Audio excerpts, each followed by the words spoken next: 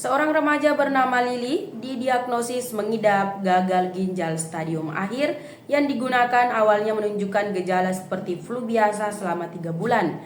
Diagnosis ini bagaikan mimpi buruk untuknya. Mengidap gagal ginjal stadium akhir menimbulkan Lili harus menjalani dialisis atau cuci darah secara teratur. Namun, dokter berpendapat bahwa ada kemungkinan perempuan 14 tahun itu membutuhkan transplantasi dalam masa mendatang. Dia sekarang hidup dengan kondisi yang dimaksud serta menjalani dialisis beberapa kali seminggu. Bunyi laporan BBC dilansir dari Times of India Kamis. Dalam tindakan hukum Lili, ia merasakan sakit yang luar biasa. Ia mengaku lega pada waktu diberitahu akan mengalami koma karena rasa sakit yang mana dialaminya. Lili kemudian dipindahkan ke unit perawatan intensif anak pada Rumah Sakit Anak Bristol. Di sana, ia menghabiskan 3 hari pada keadaan koma. Gagal ginjal stadium akhir terjadi ketika fungsi normal ginjal hampir Gagal ginjal stadium akhir terjadi ketika fungsi normal ginjal hampir berhenti. Menurut Mayo Clinic, ginjal menyaring limbah serta cairan berlebihan dari darah yang digunakan kemudian dikeluarkan melalui urin. Gejala umum yang terlihat selama tahap ini adalah mual, muntah, kehilangan nafsu makan, kelelahan, inovasi pola buang air kecil, nyeri dada, sesak napas, pembengkakan kaki, pembengkakan pergelangan kaki, tekanan darah tinggi, sakit kepala, kesulitan tidur, penurunan fungsi kognitif, kedutan otot, gatal, lalu rasa logam.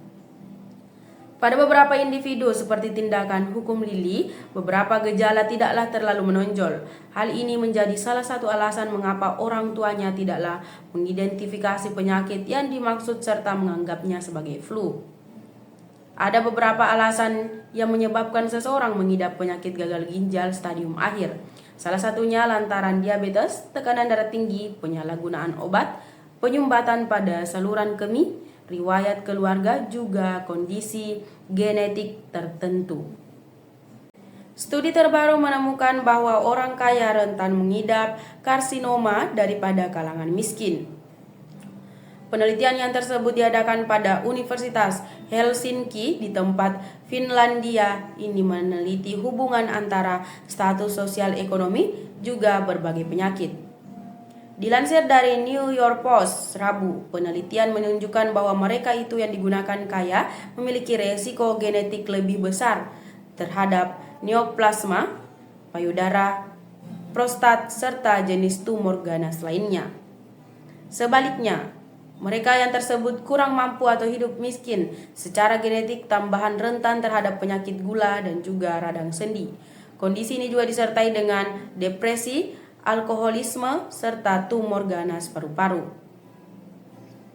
Pemimpin studi Dr. Fiona Magenbik dari Institut Medis Molekuler Finlandia menyatakan hasil awal dapat menyebabkan skor resiko poligenik ditambahkan ke protokol screening untuk beberapa penyakit.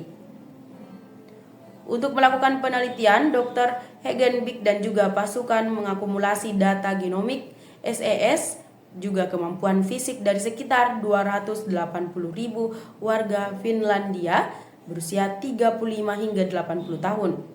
Penelitian sebelumnya dilaporkan menunjukkan adanya beberapa perbedaan risiko mirip dengan apa yang dimaksud ditemukan penelitian kali ini. Sebagian besar model prediksi risiko klinis mencakup informasi demografi dasar seperti jenis kelamin lalu usia biologis dengan menyadari bahwa kejadian penyakit berbeda antara pria lalu wanita juga bergantung pada usia, jelasnya. Kami dapat menunjukkan bahwa prediksi genetik resiko penyakit juga bergantung pada latar belakang sosial sektor ekonomi seseorang. Jadi meskipun informasi genetik kita tidaklah berubah sepanjang hidup, dampak genetika terhadap resiko penyakit berubah seiring bertambahnya usia atau inovasi keadaan kita, tandasnya. Para peneliti menunjukkan bahwa penelitian lebih tinggi lanjut dapat diadakan untuk memahami sepenuhnya hubungan antara profesi tertentu juga resiko penyakit. Penelitian juga harus dilaksanakan di dalam negara-negara berpendapatan rendah, kata mereka. FD Sleng berada dalam menjalani perawatan di tempat rumah sakit sejak 19 September 2024, juga sempat masuk ruangan ICU. Abdi dirawat sejak Kamis 19 September untuk observasi terhadap kondisi kebugaran ginjalnya hasil transplantasi. Abdi dirawat sejak Kamis 19 September untuk observasi terhadap kondisi kebugaran ginjalnya hasil transplantasi sejak Januari 2016 dari hasil observasi November 2016, kata Buddy Ace untuk awak media belum lama ini. Selain itu, observasi ginjal Abdi juga sebagai perbuatan lanjut pasca sang musisi terserang autoimun atau IgA nephropathy.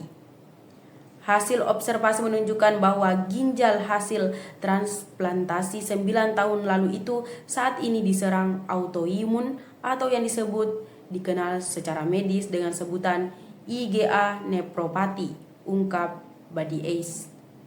Lalu apa itu IgA nephropathy yang diderita Abdi Sleng? Melansir Mayo Clinic, IgA nephropathy adalah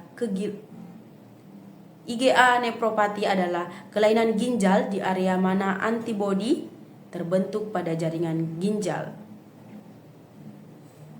IgA adalah antibodi yang tersebut berisi protein lalu dibuat oleh sistem kekebalan untuk melindungi tubuh dari zat asing seperti bakteri kemudian virus.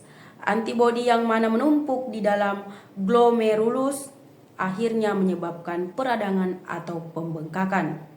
Hal ini menyebabkan pembekakan atau peradangan yang dapat mempersulit ginjal untuk menyaring limbah dari darah. Hingga ketika ini belum diketahui apa yang tersebut menyebabkan penumpukan IgA pada ginjal. IgA nephropathy rutin kali memburuk secara perlahan selama bertahun-tahun. Namun, dampak jangka panjang dari penyakit ini sanggup berbeda bagi yang tersebut mengalaminya. Sarapan merupakan langkah pertama untuk memulai aktivitas. Makan pagi ini dapat memberikan energi untuk tubuh agar siap melakukan kumpulan kegiatan dalam pagi hari. Namun, sarapan banyak kali disepelekan hingga terlewati. Padahal ini dapat berdampak buruk untuk tubuh, khususnya anak-anak. Dokter spesialis anak, Dr. Kurniawan Satria Denta, mengungkapkan bahwa anak-anak masih memiliki rasa Dokter spesialis anak, Dr. Kurniawan Satria Denta mengungkapkan anak-anak masih memiliki masa pertumbuhan yang dimaksud perlu dioptimalkan. Untuk itu, penting tiada melewatkan sarapan untuk buah hati agar nutrisinya bisa saja terserap maksimal. Anak-anak beda sebanding orang dewasa.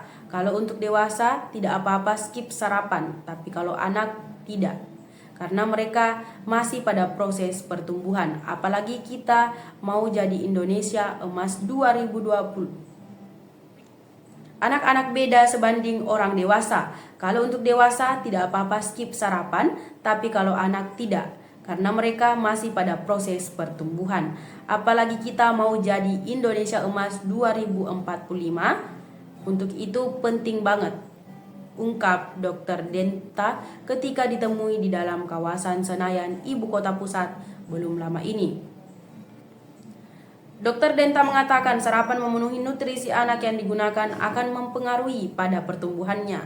Sarapan yang digunakan dianjurkan pun tak boleh dengan syarat kenyang, tapi juga perlu mengandung vitamin, protein, karbohidrat, hingga mineral untuk menutrisi mereka. Semata-mata untuk pertumbuhan, nutrisi yang baik pada sarapan anak akan berdampak baik bagi performa mereka.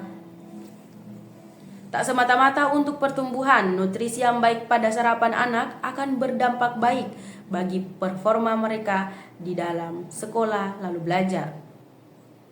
Anak-anak yang tersebut tiada sarapan ternyata performa sekolahnya itu lebih lanjut buruk daripada anak yang digunakan rutin sarapan.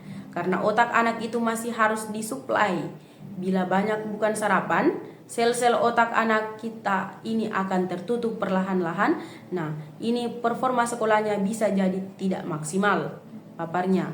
Untuk itu, Dokter Denta mengimbau orang tua untuk tambahan memperhatikan sarapan juga nutrisi makan pagi anak. Pastikan buah hati mendapat asupan yang tersebut tepat, kemudian tidaklah dengan syarat kenyang.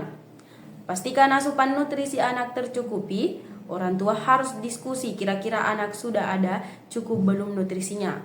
Karbohidratnya, sumber protein juga sumber lemaknya. Hal ini yang dimakan anak kita setiap hari sudah ada tepat atau belum, jelasnya.